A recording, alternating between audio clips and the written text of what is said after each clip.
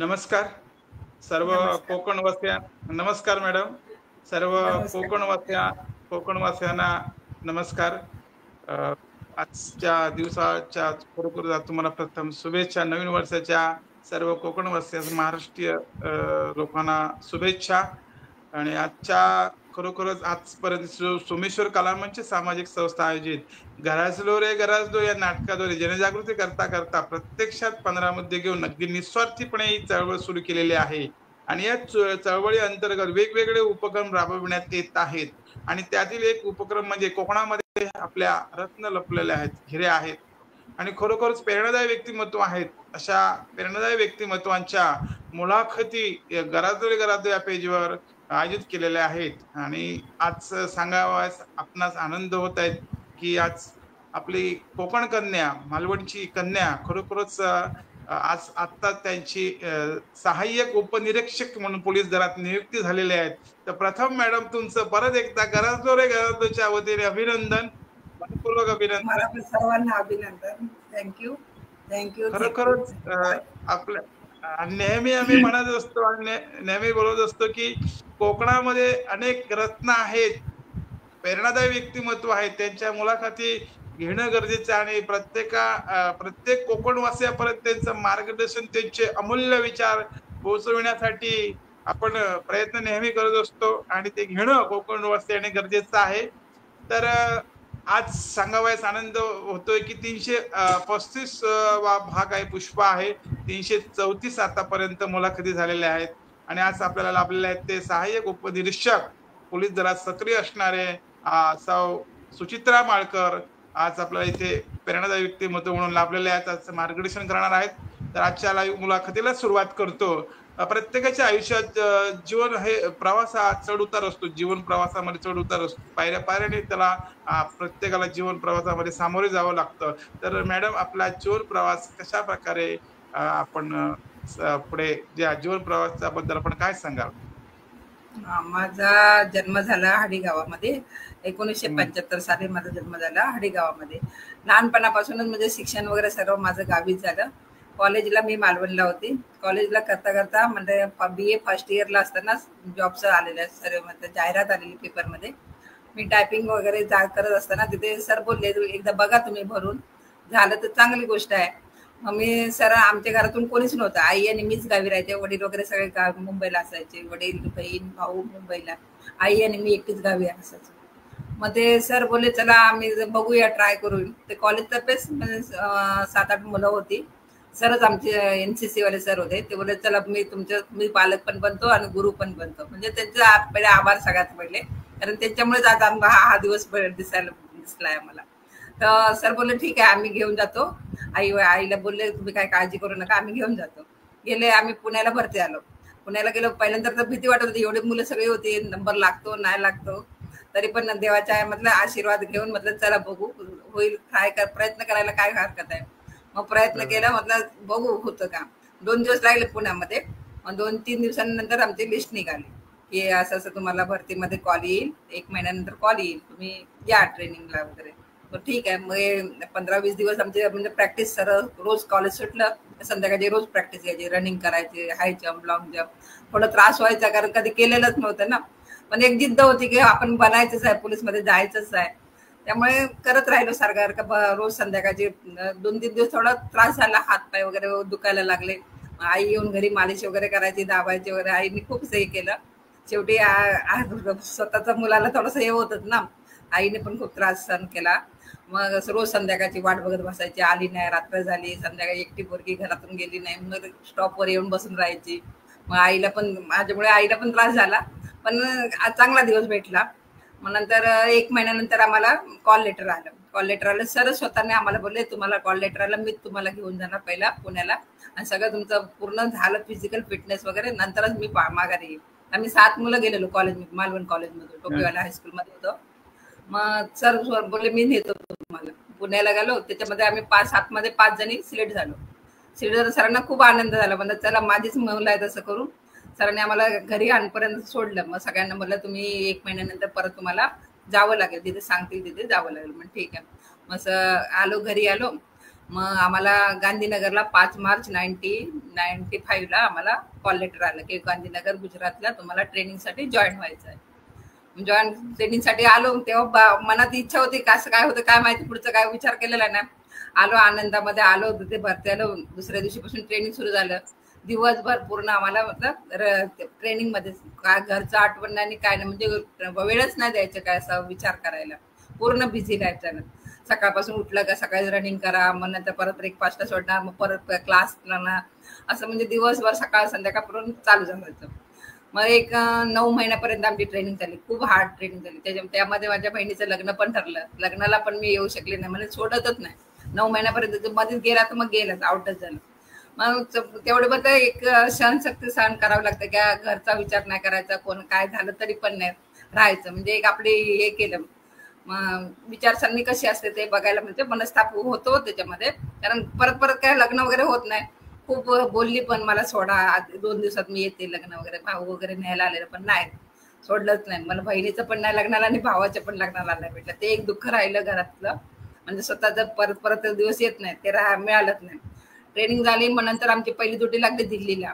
दिल्ली वाटत होतं आपण दिल्ली कधी बघणार कधी बघणार, असं मनासारखं. राजधानी आहे आपली, भारताची राजधानी आहे, दिल्लीला जायचं आहे. खूप उत्सुकता वाटलेली. दिल्लीला गेलो तर एवढी थंडी 2-3 दिवस आम्ही असं वाटतं आंघोळच नाही करायची, एवढं म्हणजे खूप थंडी, खूप म्हणजे खूप थंडी तिकडे दिल्लीला. आणि नंतर इलेक्शन ड्युटी लागली. इलेक्शन ड्युटी पण आम्हाला माहिती नाही, आपण स्वतः इलेक्शन करत होतो, म्हणजे वोटिंग द्यायचं नाही यायचं, पण कशी ड्युटी असते ते माहिती नाही. मग तेव्हा आमची इलेक्शन ड्युटी पासून सुरुवात केली. इलेक्शन ड्युटी लागली. मग 1 महिना मी तिथे दिल्लीला राहिलो. दिल्लीवरनं परत मग गांधीनगरला आलो. मग नंतर आमची ड्युटी लागली मणिपूरला गेलो. मणिपूरला 2-3 वर्ष मणिपूरला राहिलो. मग परत आलो. मग श्रीनगरला, म्हणजे असे कंटिन्यू आमची ड्युटी फिरत खूप म्हणजे त्रास झाला. त्याच्यामध्ये मग माझं 2002ला लग्न वगैरे झालं. 2002 मध्ये लग्न, 2000ला लग्न झालं आणि 2001ला मुलगा आला. घरी सासू वगैरे होती. सासू वगैरे सगळं म्हणजे मुलाचं संगोपन वगैरे सगळं करायचं चांगलं म्हणलं. त्यामुळेच मी आज नोकरी करू शकली त्याच्यामुळे. म्हणजे खूप कठीणाई झाली. असं वाटत होतं सोडून द्यावी नोकरी, पण तरी पण म्हटलं एक जिद्द मनात होती की नाही आपण करायलाच पाहिजे. मध्ये सोडलं तर लोक काय म्हणतील, हसतील, म्हणून मोठ्याने असं केलं ना, म्हणून जिद्दीने म्हटलं करत राहिलो. झालं त्रास, खूप त्रास सहन करावा लागला त्याच्यात, पण चांगले दिवस आले. आज खूप आनंद होतोय. खरोखरच सलाम आहे आपल्याला, कारण हो. जिद्द चिकाटी मेहनत घेतली तर आपल्याला आपलं साध्य ध्येय आपण साध्य करू शकतो. मला एक सांगा, आपण सांगितलं आता, पण तुम्हाला या पोलीस क्षेत्रात किंवा पोलीस दलात जावं असं का वाटलं, म्हणजे ती आवड का निर्माण झाली? NCC आपण करत होतो शाळेमध्ये शिक्षण, किंवा आपण म्हणाला जसं सरांनी आपल्याला मार्गदर्शन केलं, एक ओढ निर्माण करणं आणि खरोखरच त्या क्षेत्रात जाणं, हे खूप मोठं वेगळं असतं, दिव्य असतं, अग्निदिव्य असतं. तर त्या क्षेत्राची तुम्हाला आवड निर्माण प्रथम कशी काय झाली, आणि त्यानुसार आपण आज किती वर्ष क्षेत्रात सक्रिय आहात, काय सांगाल? हा सर, आवड ह्याची झाली की एक मराठी एक पिक्चर होता, तेजस्विनी पिक्चर होता. लेडीज हा ऑफिसर हा होते त्याच्यामध्ये. ते त्याचे फायटिंग वगैरे सगळं बघून असं वाटलं का आपण पण याच्यासारखं व्हावं. हीच एक मनात इच्छा होती की तेजस्विनी, तोच पिक्चरचा सगळं सीन लक्षात राहत होता की एवढी करते, एक लेडीज असून सुद्धा एवढे सगळ्या गुंडांशी लढते, तर आपण पण का नाही होऊ शकत, आपण पण प्रयत्न केला पाहिजे. तेच एक मनात इच्छा होती, त्याच्यामुळे आम्हाला हे झालं, याच्यामध्ये पोलीसमध्ये जाऊ शकली. किती वर्ष आपण सक्रिय आहात? किती वर्ष झाले आता आतापर्यंत? मला आता 30 वर्ष झाली. फेब्रुवारी 28ला 30 कम्प्लीट होती. 95 ला जॉईन नक्कीच केलेलं, 30 कम्प्लीट होती पूर्ण नक्कीच. फेब्रुवारीला. खरोखरच म्हणजे चित्रपटाचा आपण चित्रपट पाहून खरोखर चांगला आहे. तेजस्विनी हा चित्रपट खूप चांगला आहे, आणि त्यातून आपण बोध घेतला. पण अनेकाने चित्रपट नुसतं मजा म्हणून पाहण्यापेक्षा त्यातून बोध घेण्यासारखं खूप काही असतं, हे आपण उदाहरण दिलं त्यावरून समजलं. आणि प्रत्येकाने ते कुठल्याही गोष्टी, सोशल मीडियाच्या चांगल्या गोष्टीचा वापर करून आपल्या आयुष्यामध्ये त्याचा वापर करायला पाहिजे. तर असं आपण ऐकतो की प्रत्येक ठिकाणी, आता आपण सुद्धा म्हणालात की पोलीस दलात गेल्यानंतर जी ट्रेनिंग असते ही कठीण असते खूप. आता तर बरेच ठिकाणी शाळा झालेल्या आहेत, प्रशिक्षण शिबिर वगैरे घेतात. तर हे शिबिर आपण एक महिला म्हणून तुम्ही मगाशी म्हणालात त्याचप्रमाणे, पण अजून काय म्हणजे खूप कठीण असतं का, काय सांगाल? कसं काय ट्रेनिंग असते, ट्रेनिंगची काय हे असते? याच्यामध्ये काय होतं, एक तर तहान लागली, पाणी किती झालं तरी ते सहन करण्याची शक्ती असायला पाहिजे. ऊन असतं, बरोबर. उन्हामध्ये आपण म्हणतो ऊन लागलं थोडं सावळीत जावं, असं नाही. उन्हात तर उन्हात भर उन्हात उभं करणार, म्हणजे जेवढं त्यांचे म्हणजे असेल तेवढं आपली कॅपॅसिटी पूर्ण संपून जाते, पण तरी पण एक हिंमतीने उभं राहावं लागतं. ते असतं मेन म्हणजे. बरं, हत्याराच्या विषयी आपल्याला हे नसते ना, माहिती नसते. आता आपण हातार खोलणार, कुठे काय होईल, काय लागेल, असं म्हणजे सगळं हे सांभाळून सगळं करावं लागतं त्याच्यामध्ये. ते काय नक्कीच. म्हणजे तसं सहसा ट्रेनिंग सोपं नसतं आणि नाही, महिलांना सोपं पण तर नसतं. नंतर नसतंच. नंतर हं, हो, हं, सुरू-सुरूला थोडंसं वाटतंच वे. नंतर-नंतर म्हणजे वाटतं की अजून असायला पाहिजे, अजून असायला. मग इंटरेस्ट वाटत हं, जातो हं. ना. ते सगळ्या हात्यारविषयी जानकारी मिळते. कसं काय आहे, काय आहे, हे केल्याने कसं होईल. ते मला पुढे-पुढे आवड निर्माण होते, की अजून हे संपूच नाही ट्रेनिंग. चालतच राहू द्या. कारण एवढे लोकं सर्व एकत्र असतो. नंतर सगळे वेगवेगळे होतात. ट्रेनिंगमध्ये कसं होतं, कम से कम 1000-2000च्या आसपासची मुलं एकत्र असतात ट्रेनिंग करायला. मग बरोबर. सगळ्यांना नंतर डिव्हाईड करतात ना दुसऱ्या-दुसऱ्या जागेकडे. त्यामुळे हे होतं, थोडं दुःख पण वाटतं की नागा ट्रेनिंग संपलीच नाही पाहिजे. क्लास तर होतोच, पण टाइम जरा पण भेटत नाही त्याच्या. दुपारच्या वेळेस पण नक्कीच. टाइम नसतो. झोपणं बिपणं म्हणजे रात्रीच्या वेळेस वाचन करत राहा, पढाई करत राहा, एक्झाम असते नंतर लास्टला. मग ते त्याच्यामध्ये दिवस सगळा संपून जातो, काय समजत नाही त्याच्यात. थोडंसं बरं वाटतं ते. नक्कीच. खरं म्हणजे यासाठी आपली सहनशक्ती असणं गरजेचं आहे आणि आपण ज्या क्षेत्रात गेल्यानंतर त्या क्षेत्रामध्ये ओढ निर्माण ती झाली पाहिजे आणि ओढ आपणच निर्माण केली पाहिजे. आणि सगळ्यात गोष्ट म्हणजे महत्त्वाची म्हणजे सहनशक्ती. जोपर्यंत तुमच्याकडे सहनशक्ती आहे तोपर्यंत तुम्ही आणि त्या क्षेत्रातली ओढ निर्माण झाली काय ध्येय आपल्याला नक्कीच आपल्या पाठीशी असतं. आपलं ध्येय आपण साध्य करू शकतो. तर आपण एक महिला आहात. आपण लग्न झाल्यानंतर संसार, हा संसार, मुलं, घरातील परिवार, त्याचबरोबर एक नोकरी, पोलीस नोकरी म्हणजे लोकांना एक मोठं टेन्शन असतं, की पोलिसात नोकरी करून घरी सुद्धा येऊन आपलं घर सांभाळणं, हे कसं काय तुम्ही हाताळता? म्हणजे प्रत्येक जण नोकरी करून आता बरेच जण नोकरी वगैरे करत असतात, पण पोलीस क्षेत्रात कार्यरत राहून आपलं घर संसार सांभाळणं तेवढं आता तुम्ही आता म्हणाले, की आता संध्याकाळी सुद्धा मला बोलवतील, काय नेम नाही. तर हे कसं काय तुम्ही हाताळलं? संसार हा आणि हे नोकरी काय सांगाल? हा सर, याच्यामध्ये मेन तर सगळं आपल्या घरातल्यांचा पाठ आहे, म्हणजे पाठिंबा आहे आम्हाला सगळ्यांचा, म्हणजे मिस्टरांचा, मुलाचा, सासूचा होता. त्यामुळेच मी आजपर्यंत म्हणजे एवढं मतलब हे करू शकले, हाताळू शकले. कारण काय, घरचं आणि नोकरीचं दोघांमध्ये पण हे पहिली तर मेन तर नोकरीच आहे, पण तोपर्यंत घराकडे पण बघणं गरजेचं आहे. पण घरी मला सासूने आजपर्यंत खूप साथ दिला. यावेळेस म्हणजे यंदाच मार्चमध्ये सासूचं निधन झालं. नाहीतर हं, हं. मला आजपर्यंत असं कठीणाई झाली, पण तरी पण घरच्यांची म्हणजे सांभाळून घेत होते. मिस्टर पण खूप साथ दिलं मला, मिस्टरांनी पण. लग्न झालं तेव्हा लग्न झाल्यावर 8 महिन्यातच मी मणिपूरला गेली. मणिपूरला तिकडे होती. मग घरचं येणं जाणं म्हणजे सगळं म्हणजे मिस्टरच करत होते. 2001 ला मुलगा आला, तो पण अहमदाबादला होती. स्टेशनलाच माझी मतलब तब्येत खराब झाली, तिथे पोरग्याचे मतलब डिलिव्हरीसाठी न्यायला आलेले. ते पण हं. 6 महिन्याचं असताना सोडून गेले. सासूने 6 महिन्यापासून मुलाला वाढवलं. संगोपन सगळं, शिक्षण बिक्षण सगळं सासूकडेच, म्हणजे येत नव्हतं, पण एक म्हटलं आदरच होता घरी, का हाय बाबा कोण. बरोबर. खूप म्हणजे तिने मला सपोर्ट केला. मग त्यामुळे म्हटलं हे असं झालं, असं पुढे आले मी. आणि मिस्टर पण साथ देतात. हे नाही का बाबा ह्या आज यायलाच पाहिजे, उद्या यायलाच पाहिजे, असं काय नाही. जेव्हा सुट्टी भेटते मी म्हटलं असं असं आपल्या लोकांना नोकरी माहिती आहे ना, आधीच सांगितलेलं लग्नाच्या अगोदर, म्हटलं तुम्ही बोलाल तेव्हा सुट्टी भेटणार नाही. जेव्हा आमचं ड्युटी बरोबर. नसेल, सुट्टी भेटेल तेव्हाच येईल. बोला ठीक आहे, फक्त बरोबर. मला गणपतीला आलीच बस झालं. तर म्हणून ठीक आहे, तर गणपतीला तर मला तशी आवडच आहे गावची म्हणा. गणपतीला मी आजपर्यंत आलीच, 30 वर्ष झाली सर्व्हिसला, कधी गणपती मिस नाही केला. गणपतीला गावाला आमचं जाणंच आहे असं. आणि मग तेच म्हणजे नक्कीच. आता म्हणजे असं वाटतं, आता ह्या वर्षापासून म्हणजे मार्चला सासू हे जबाबदारी, त्यामुळे थोडंसं टेन्शन वाढलं आता. कारण काय, घरी तर आहे कामाला, पण तरी पण मुलगा येतो कधी, जातो कधी. ती असली का घरात वाट बघत राहायची, मुलगा आला नाही अजूनपर्यंत, नाही का सर, म्हणजे बसून एक म्हातारा जरी असलं तरी घरामध्ये भरलेलं बरोबर. आणि उघडून दरवाजा राहायचं असं वाटत. आता घरी बरोबर. आलं का घरी येऊन आपल्यालाच करायला पाहिजे. ते दोन आता नक्कीच. आता बरोबर. जास्त तरामळ झाली आहे. आता बघू, आता बरोबर. पनवेलला आली आहे, 1-2 वर्ष अजून आहेत. नंतर रिटायरमेंट घ्यायची, बघूया. दोघांमध्ये नक्कीच. नोकरी आणि दोन्ही जमत नाही तसं, पण घरचा सपोर्ट आहे म्हणून चाललंय सगळं व्यवस्थित. नक्कीच हो, तारेवरची कसरत असते ती.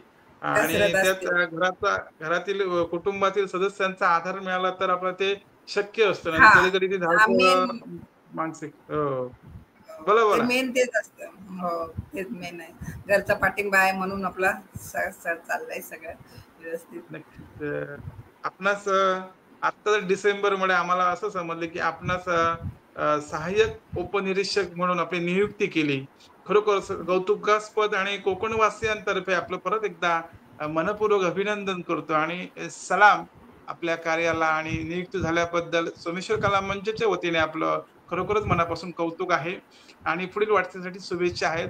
अ, हे जेव्हा आपली जेव्हा नियुक्ती झाली सहाय्यक उपनिरीक्षक म्हणून, मग आपल्या चेहऱ्यावर एक हास्य किंवा आपल्याला आपल्या प्रतिक्रिया काय होत्या जेव्हा तुम्हाला ते लेटर हातात मिळालं किंवा तिथे तुम्हाला सिलेक्ट केलं गेलं, निवडलं गेलं, त्यावेळी तुमच्या प्रतिक्रिया काय होत्या? काय वाटलं तेव्हा?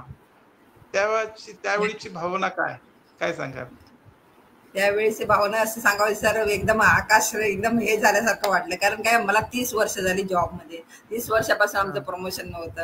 आता 30 वर्ष कंप्लीट झाली सर्व्हिसला आणि आज प्रमोशन मिळतंय म्हणजे एकदम काय खुशीला काय पाराच नव्हता, एवढा खुशी झाला. म्हणजे जबाबदाऱ्या वाढल्या, पण तरी एक आनंद, म्हणजे एवढा आनंद झाला ना, काही सांगू नका, एवढा आनंद झाला.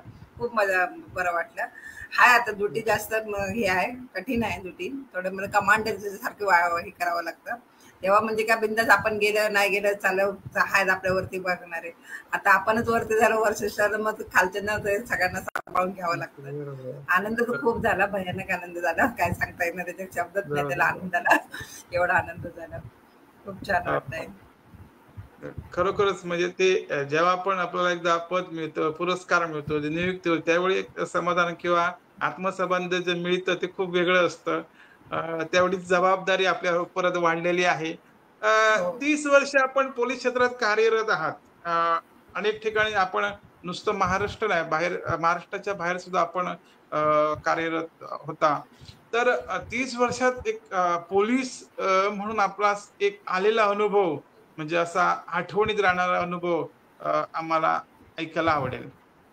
ऐकायला बघ कसं ह्याच वर्षी आमचं 2024ला जानेवारीमध्ये जे आपल्या सगळ्यात महान पुण्याचं राम मंदिर ओपनिंग होतं, त्यावेळेस हां, आमची ओपनिंगला ड्युटी आमची तिथे लागलेली. म्हणजे खूप हां. पुण्यवान म्हणताना आयुष्यभर आठवण राहील अशी ड्युटी पहिली वेळेस लागली. अरे अयोध्येला वाह! आम्ही होतो. राम मंदिरचं ओपनिंग होतं. 3 महिने कंटिन्यू आम्ही ड्युटी गेली. रोज रामाचं दर्शन सकाळी उठून आरतीला जायचं, आरतीचं ते करायचं. गेटवरच आमची ड्युटी होती. आणि तिथे म्हणजे हां, हां. 3 वर्ष, 3 महिने होते, असे वाटले नाही की आपण ड्युटी करतो, म्हणजे असं वाटतच नव्हतं. जायचं तिथे मस्त, एकदम मन एकदम रमून जायचं. खूप छान वाटलं.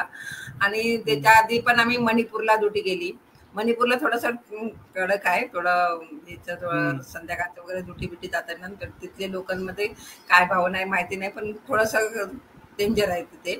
आणि हां. मग श्रीनगरला राहिलो, गांधीनगरला, गुजरातला राहिलो, युपी मध्ये प्रयागराज, आता सध्या मेला चालू आहे ना प्रयागराजला, युपी हं. मध्ये राहिली. म्हणजे ऑल इंडियामध्ये फिरतच असतो. आमची ड्युटी असे म्हणजे 4-4 वर्षानंतर आमची पोस्टिंग येत असते.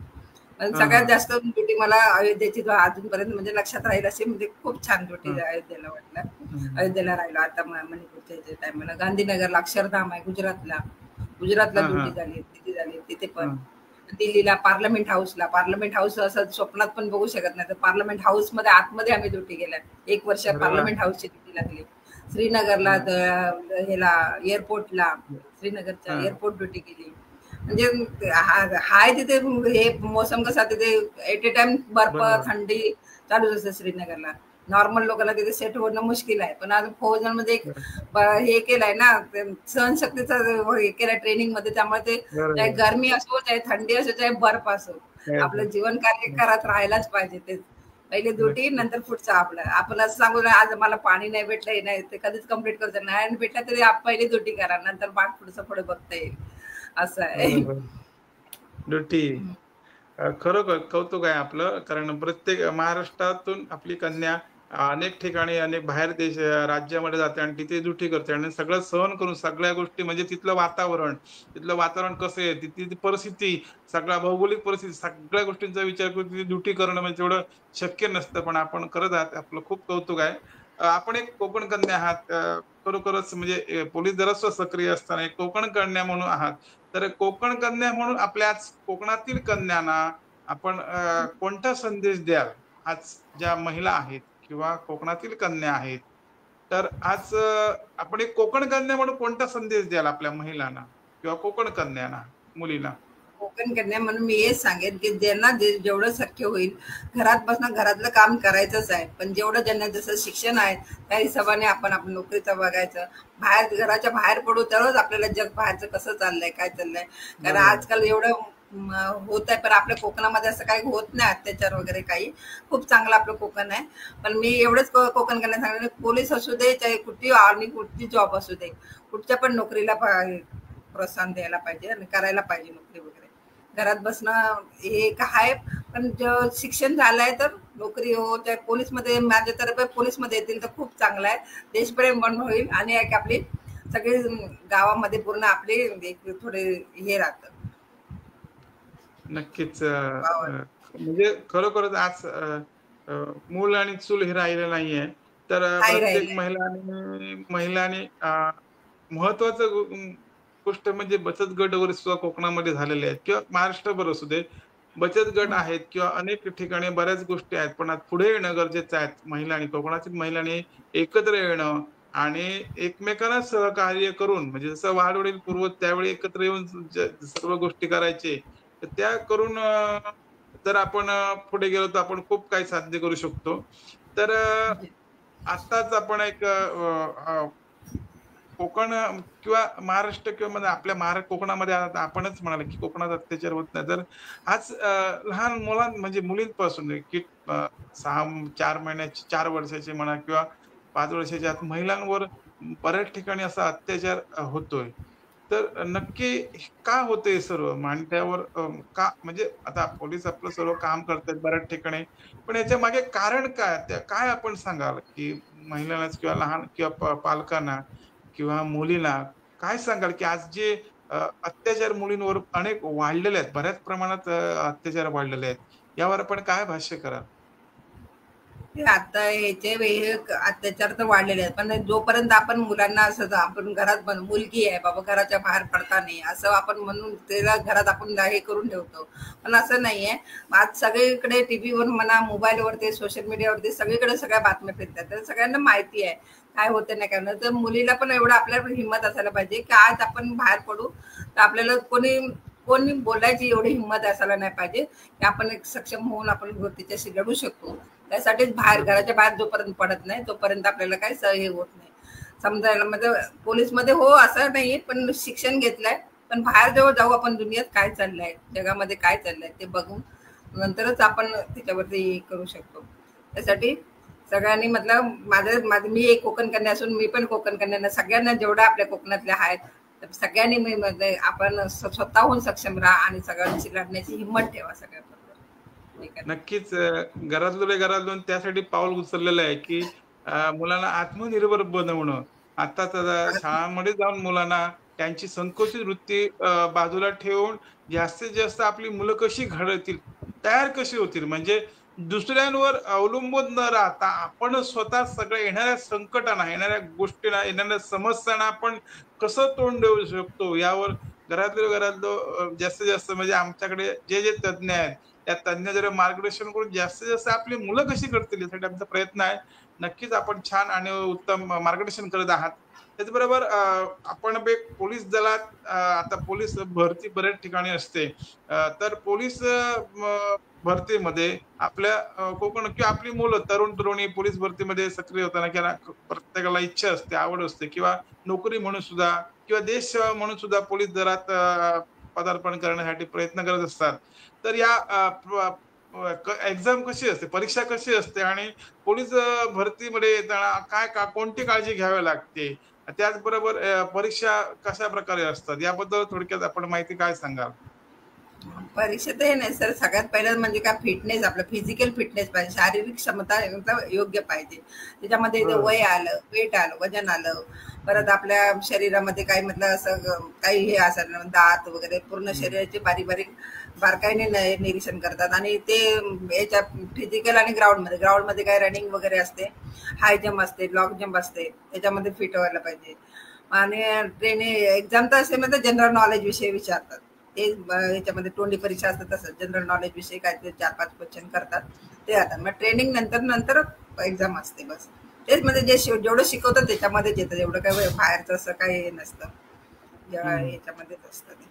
म्हणजे नक्कीच जास्त तर मुलाने लहान म्हणजे सुरुवात एक आपलं जर महत्वाकांक्षा ठेवून जास्तीत संकल्प करून जास्तीत जास्त तुम्हाला समजा पोलीस भरतीत मला जायचं आहे, पोलिसांमध्ये नोकरीसाठी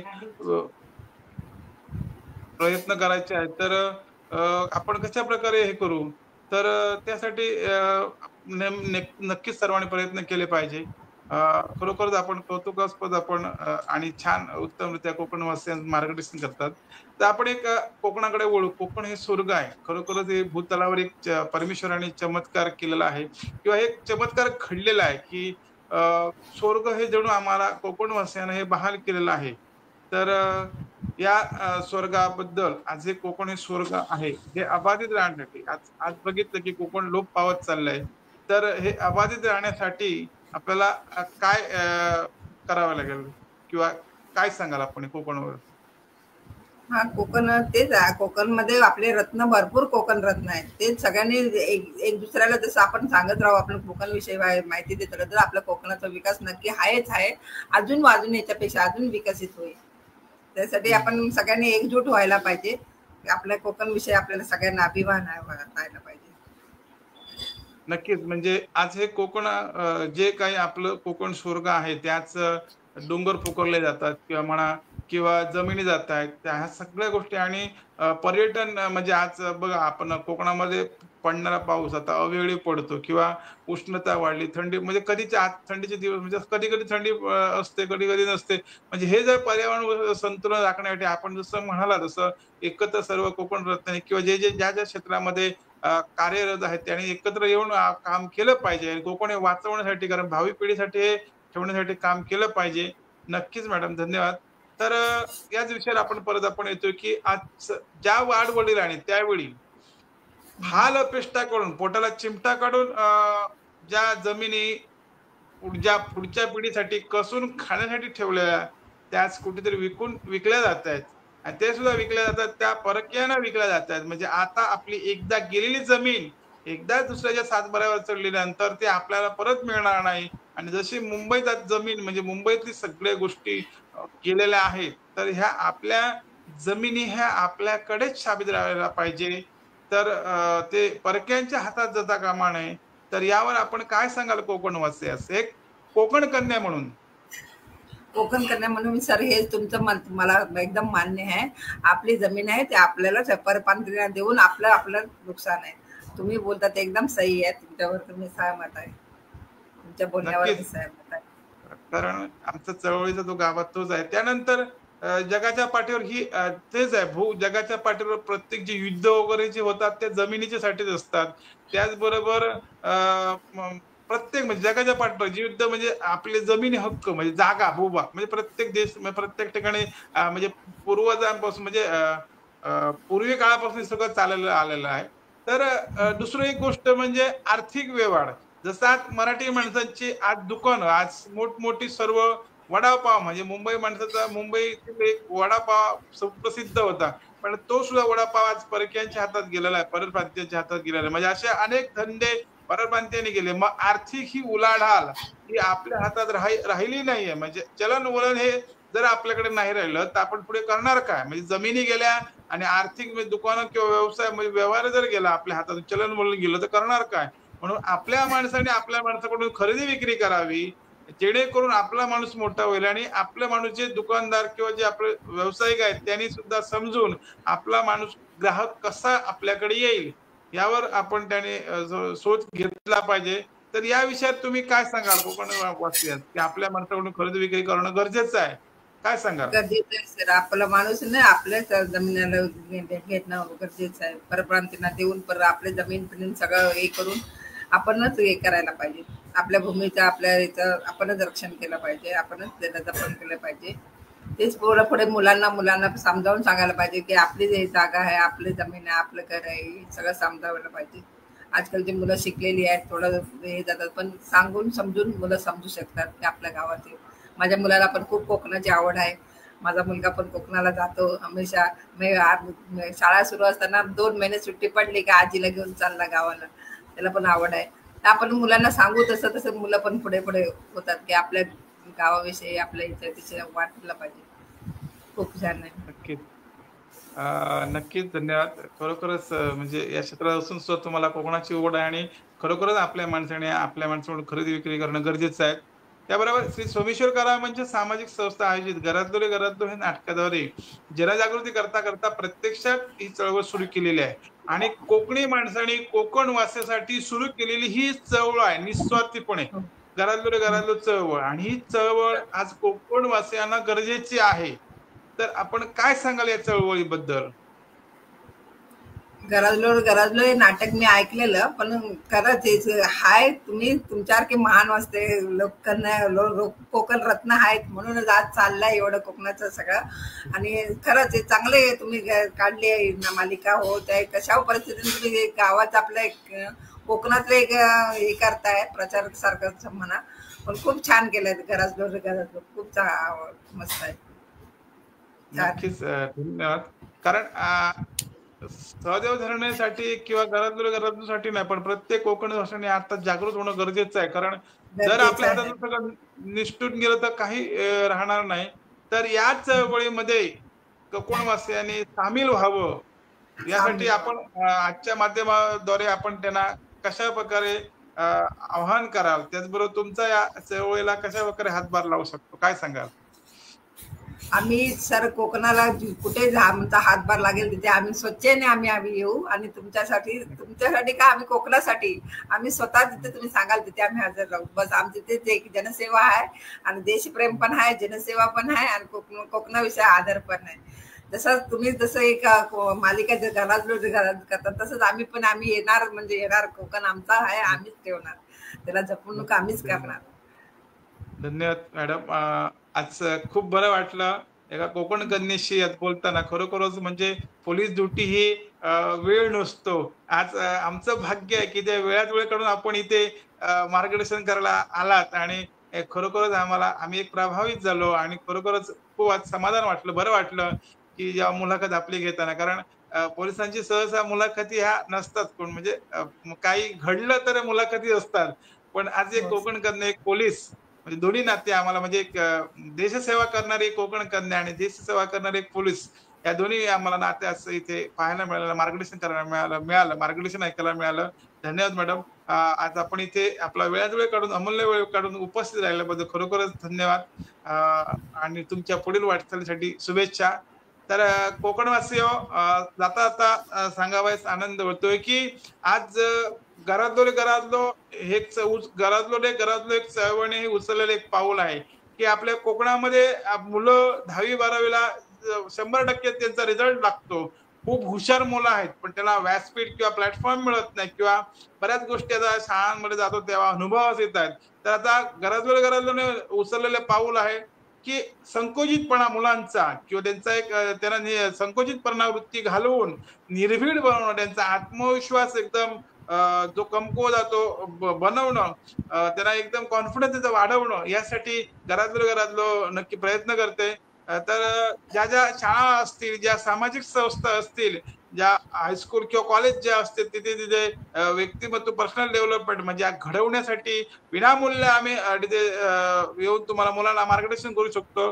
तर आमचा नंबर आहे 9702087933. नक्कीच आम्हाला संपर्क करा. नक्कीच आम्ही विनामूल्य तुम्ही इथे येऊन मार्गदर्शन करू. धन्यवाद मॅडम. परत एकदा आपले मनापासून आभार आणि आजची लाईव्ह मुलाखत इथेच संपवतो. जय हिंद, जय महाराष्ट्र, जय कोकण. धन्यवाद. जय हिंद. जय हिंद. धन्यवाद.